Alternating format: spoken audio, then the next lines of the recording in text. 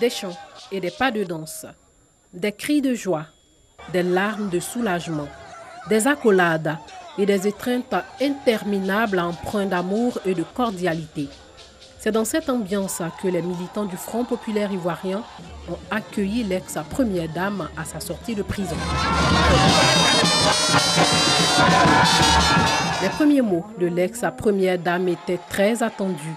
Simone prend finalement la parole pour remercier les militants. Donc aujourd'hui, je ne vais pas parler. Je vais me contenter de vous dire merci. Mais par ici, Ayaoui Bonza.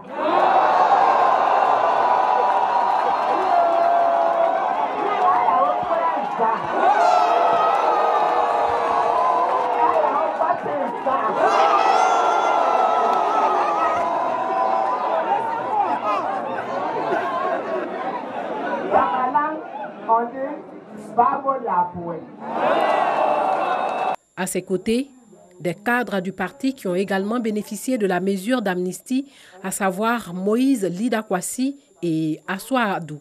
Arrêté le 11 avril 2011, après une crise post-électorale de plus de 3 mois, Simone Gbagbo a passé 7 années en détention, accusée de crimes et d'atteinte à la sûreté de l'État.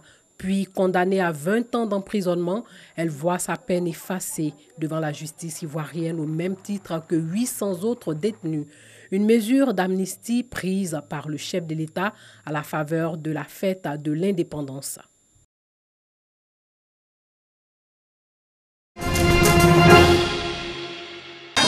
Simone Gbagbo regagne son domicile après 7 années de prison. Elle bénéficie de l'ordonnance d'amnistie prise par le chef de l'État, Alassane Ouattara, pour la libération des prisonniers politiques de la crise post-électorale de 2011. Sa mise en liberté est une grande joie au sein de sa famille politique. Je suis l'homme le plus heureux aujourd'hui. Je suis très content que la maman de la résistance va retrouver sa famille, va nous retrouver, elle va retrouver la liberté. Je lance un appel à tous les Ivoiriens que tout le monde est heureux aujourd'hui. Et je pense que le président peut aller encore plus loin que ça. Nous n'avons pas le droit de bouder notre plaisir. Des camarades qui étaient injustement incarcérés ont été libérés. Je crois que nous devons d'être contents et d'être heureux pour eux et pour nous, pour les familles, pour la nation même. Et donc c'est un jour de joie, mais nous attendons un peu plus que cela. Nous avons encore des camarades qui sont en prison, notamment les incarcérés, les militaires, qui sont en prison. Nous attendons qu'ils soient libérés pour que notre joie soit totale. Et nous voulons dire merci aussi au gouvernement, pourquoi pas? Pourquoi pas? Pourquoi pas? Certes, ils ont tenu tête, c'est vrai. Mais il a fallu que Dieu fasse quelque chose pour qu'aujourd'hui, elle soit sortie. Que quand on parle d'élection, il faudrait bien que les partis soient là.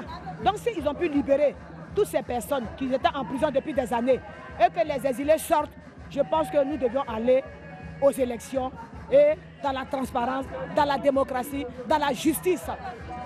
Ces 800 prisonniers politiques ont été graciés le 7 août dernier par le président de la République à l'occasion de la fête de l'indépendance de la Côte d'Ivoire. Un geste qui traduit bien la volonté manifeste du chef de l'État de garantir une paix sociale et durable en Côte d'Ivoire, un grand pas vers la réconciliation nationale. Célébration de la fête de l'indépendance à San Pedro. Grand moment de brassage entre le corps préfectoral, les forces de défense et de sécurité et la population. C'est le boulevard de la République de la ville qui a accueilli les festivités marquant les 58 ans d'indépendance de la Côte d'Ivoire à San Pedro. Il nous incombe tous, autant que nous sommes, de faire en sorte que les prochaines élections locales ne soient pas l'objet de violences qui freineraient la marche paisible de notre pays vers l'émergence. Le défilé, le moment pour les forces de défense et de sécurité de démontrer leur savoir-faire. Le défilé civil, composé de toutes les couches sociales, a mis fin à la célébration de la fête de l'indépendance à San Pedro. Un mini-concert de solidarité à l'intention des enfants, en particulier ceux en situation de handicap intellectuel et sensoriel.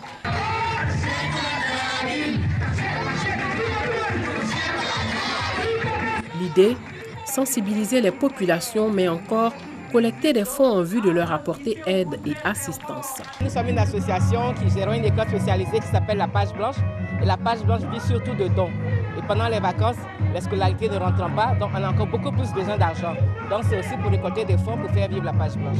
Ce mini-concert est un hommage à une ex-pensionnaire de la Page Blanche. Elle est dans un centre spécialisé en France.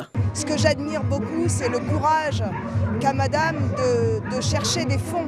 Puisque nous, en France, on a la chance que tout soit financé par l'État, ce qui n'est pas le cas de la Page Blanche, malheureusement.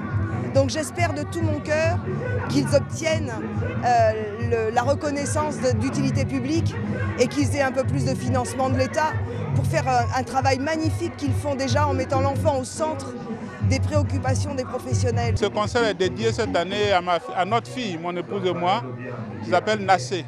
Nassé qui veut dire merci en langue akan, parce que Nassé a eu pour premier centre d'accueil parce que handicapée à la naissance, la Page Blanche.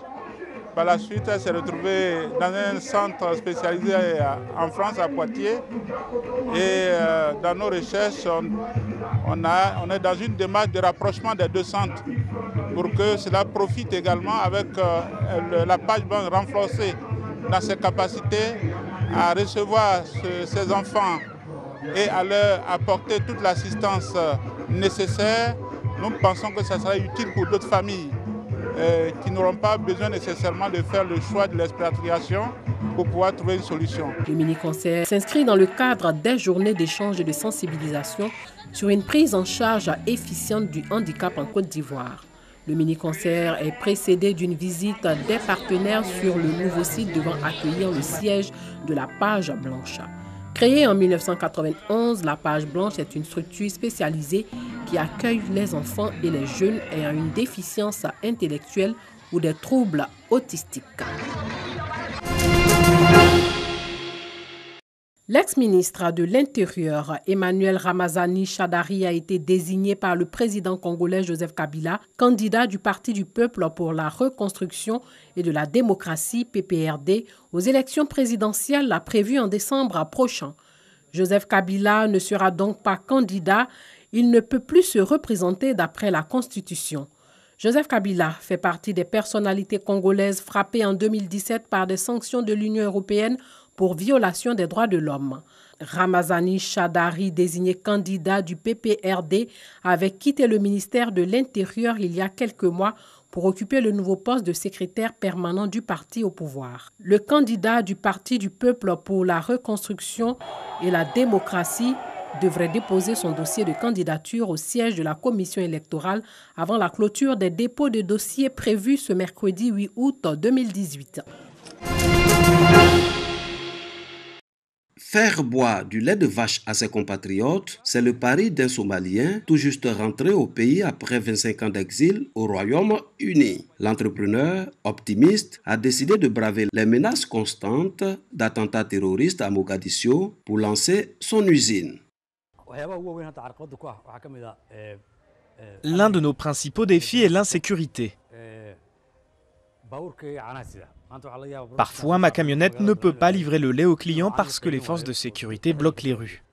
L'usine pâtérise et conditionne 2000 litres de lait par jour. Le patron de cette jeune entreprise est prêt à révolutionner les habitudes alimentaires de ses compatriotes en Somalie. On considère en général que le lait de vache frais est mauvais pour la santé et on lui préfère le lait en poudre ou de Chanel. Le lait frais est très bon, nos clients commencent à en consommer. Quand nous passons commande, le lait est livré en temps et en heure et les patrons de cette société sont très impliqués pour la communauté locale. Son lait, le patron de l'usine l'achète à des sociétés d'élevage de vaches basées à Mogadiscio qui produit également ses propres yaourts. Pour le propriétaire, les affaires se portent plutôt bien. Au début, nous avons démarré avec 6 vaches et maintenant nous en avons 54. Nous en avons acheté certaines et d'autres sont nées ici. Nous produisons maintenant 600 litres de lait par jour. Encouragé par la production locale pour promouvoir l'économie, populariser la consommation de lait à travers le pays, les objectifs de ces entrepreneurs sont clairs. Le patron a déjà anticipé la hausse de la demande en produits laitiers. Il voudrait bientôt multiplier par 5 sa production.